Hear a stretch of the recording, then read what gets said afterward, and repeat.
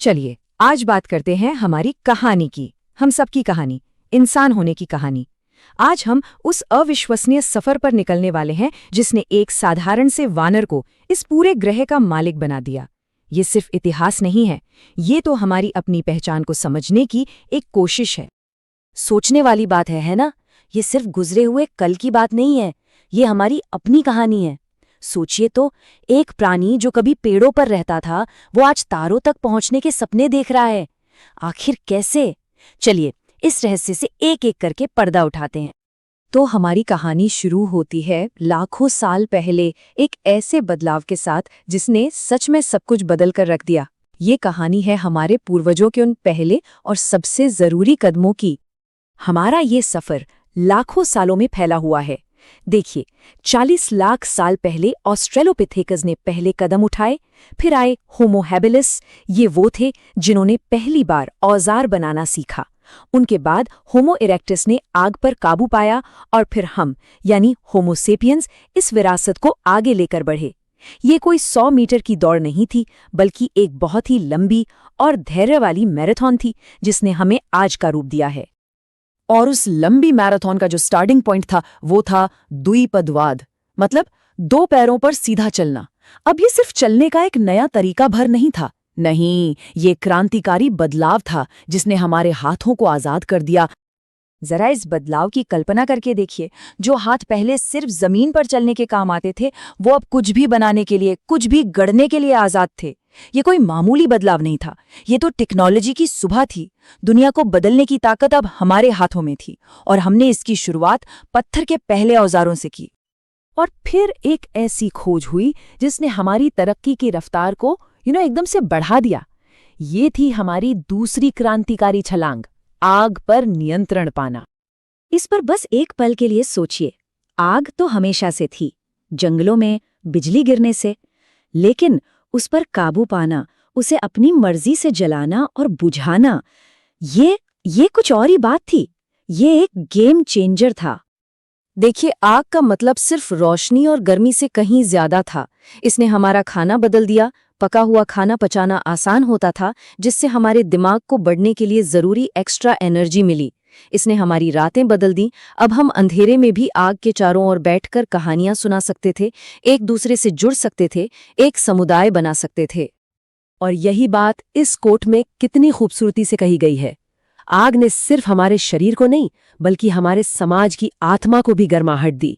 ये वो पहली चौपाल थी जिसके आसपास बैठकर हमने साथ मिलकर भविष्य के सपने देखने शुरू किए।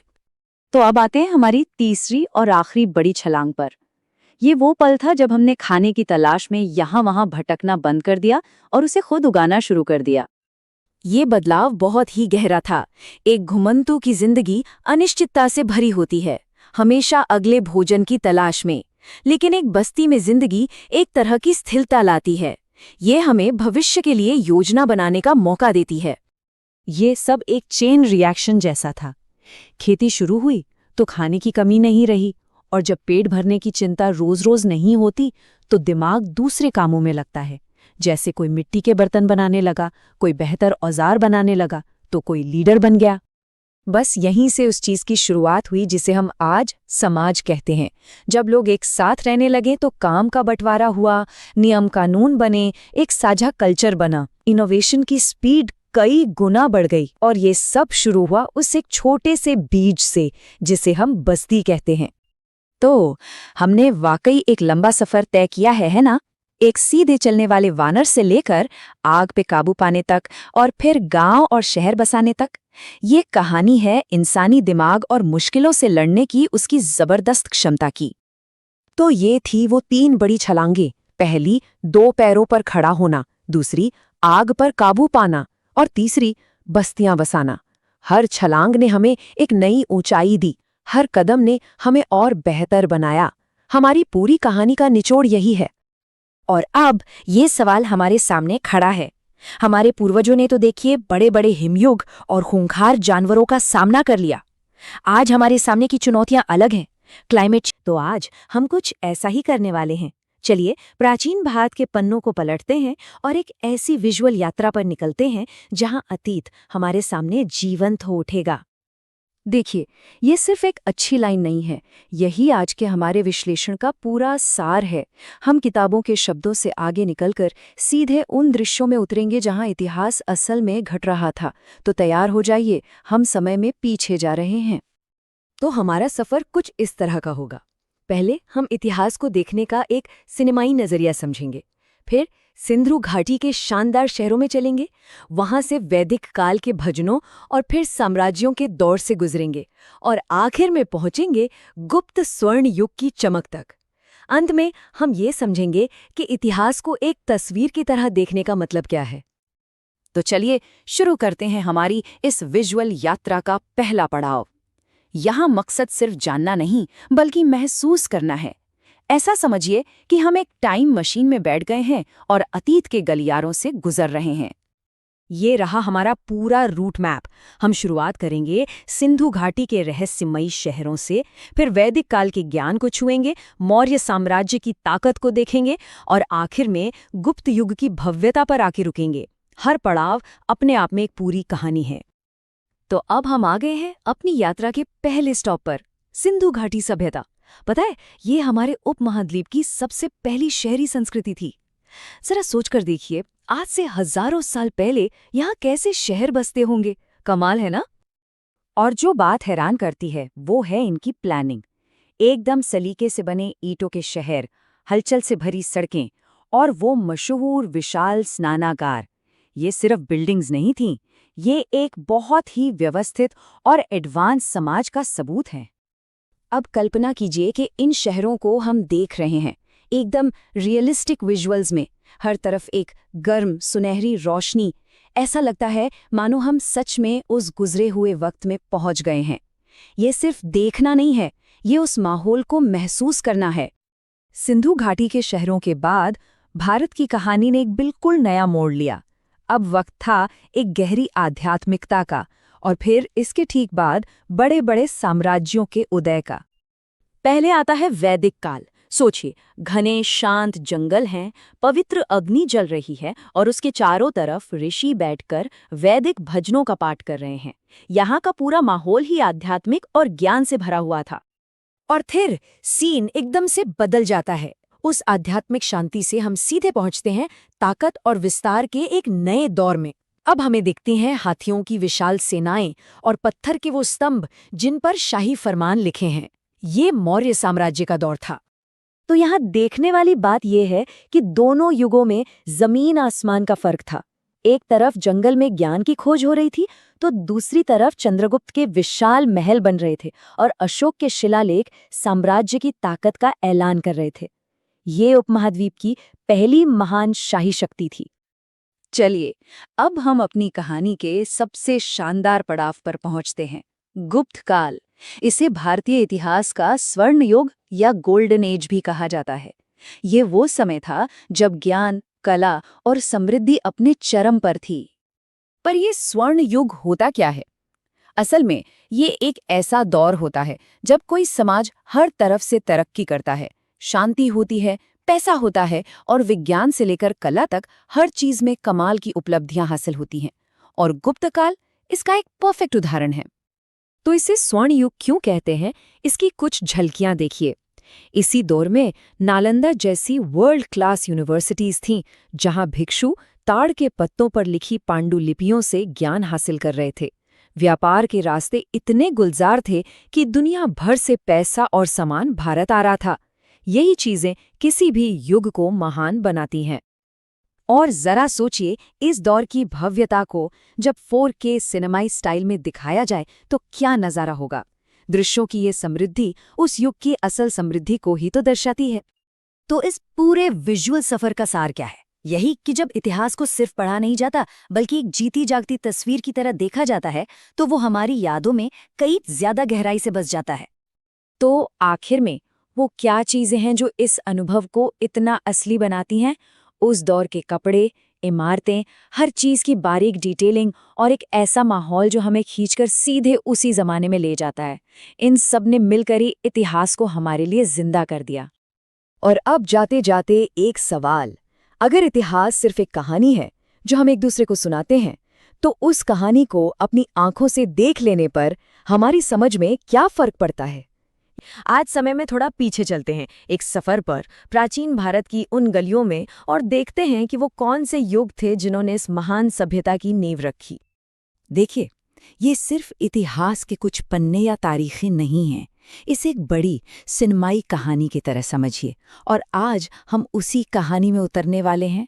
एक ऐसी कहानी जिसमें बड़े बड़े शहर हैं, गहरा दर्शन है और जबरदस्त शक्तिशाली साम्राज्य हैं। तो ये रहा हमारे सफर का नक्शा। हम शुरू करेंगे सिंधु घाटी की रहस्यमयी गलियों से, फिर वैदिक युग से होते हुए पहुंचेंगे गुप्त साम्राज्य के सुनहरे दौर तक। तो चलिए शुरू करते हैं। तो हमारा सबसे पहला पड़ाव है सिंधु घाटी सभ्यता। सोचिए, ये दुनिया की सबसे पुरानी शहरी संस्कृतियों में से एक थी, और सिर्फ पुरानी नहीं बल्कि कमाल की प्लानिंग के साथ बसाई गई थी। एक पल के लिए सोचिए, आज से हजारों हजार साल पहले ऐसे शहर थे जहां पक्की ईंटों के बने घर थे, सड़कें एकदम सीधी एक ग्रिड की तरह, और तो और एक बेहतरीन ड्रेनेज सिस्टम भी था। मतलब उस जमाने के हिसाब से ये किसी इंजीनियरिंग के चमत्कार से कम नहीं था। जरा उस माहौल की कल्पना कीजिए, चौड़ी सीधी सड़कें जिन पर चहल पहल है, शायद कारीगर अपना सामान बेच रहे हैं, बच्चे खेल रहे हैं, और फिर वहां का वो मशहूर ग्रेट बाथ, वो विशाल स्नानागार। ये सिर्फ एक तालाब नहीं था, ये उस समय के समाज और उनके सामुदायिक जीवन की एक बहुत बड़ी निशानी है। अच्छा, तो शहरों की इस दुनिया से निकलकर अब हम एक अलग ही दौर में चल रहे हैं।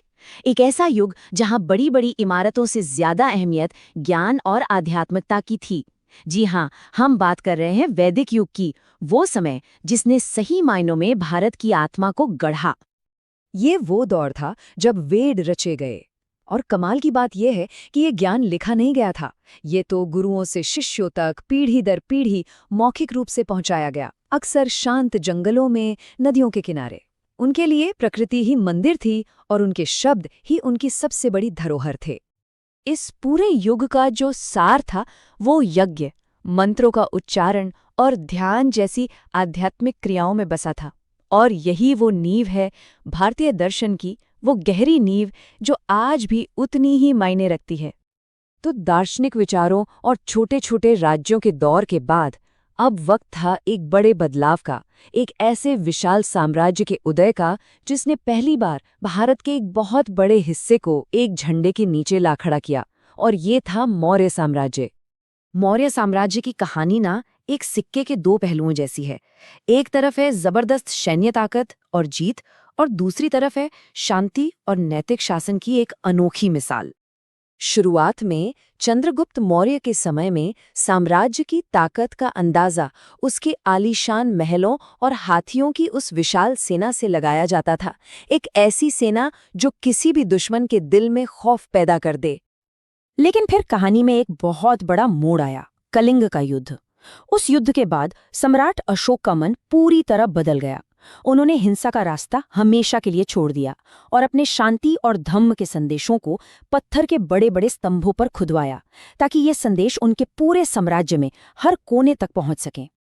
और अब हम अपने इस सफर के आखिरी और शायद सबसे शानदार पड़ाव पर आ पहुंचे हैं, वो दौर जिसे भारत का स्वर्ण युग यानी गोल्डन एज कहा जाता है, गुप्त साम्राज्य। तो ये स्वर्ण युग होता क्या है? इसका मतलब है एक ऐसा दौर जब हर तरफ तरक्की हो रही हो, कला, विज्ञान, साहित्य, व्यापार, हर चीज में। मतलब ये वो समय था जब समाज अपनी क्रिएटिविटी और समृद्धि के चरम पर था। इस दौर में भारत के व्यापारिक जहाज दुनिया भर में जा रहे थे। नालंदा जैसा महान विश्वविद्यालय ज्ञान का सबसे बड़ा केंद्र था। और सोचिए, आर्यभट्ट जैसे महान वैज्ञानिक इसी युग में थे, जिन्होंने शून्य का आविष्कार किया और ब्रह्मांड के रहस्यों पर से पर्दा उठाया। तो हमने ये पूरा सफर तय कर लिया। अब सवाल ये है कि इन सभी युगों को एक साथ रखकर देखने पर हमें क्या मिलता है। चलिए एक नज़र डालते हैं कि इन सभी सभ्यताओं ने मिलकर हमारे लिए कैसी विरासत छोड़ी है। इसे ऐसे समझिए जैसे एक के ऊपर एक परत रखी गई हो। सिंधु घाटी ने सिखाया कि शहर कैसे बसाए जाते हैं। वैदिक युग ने दर्शन और आध्यात्म की गहरी जड़ें दी। मौर्य साम्राज्य ने एक बड़े और संगठित देश का ढांचा तैयार किया, और गुप्त काल ने उस पर कला, विज्ञान और संस्कृति का सुनहरा पानी चढ़ा दिया। ये सब मिलकर ही भारत की वो महान विरासत बनाते हैं जिसे हम आज जानते हैं। और आखिर में एक सवाल सोचना बहुत जरूरी है कि हजारों साल पहले रखी गई ये नींव आज की दुनिया पर अपना क्या असर डाल रही है। इन प्राचीन सभ्यताओं की जो गूंज है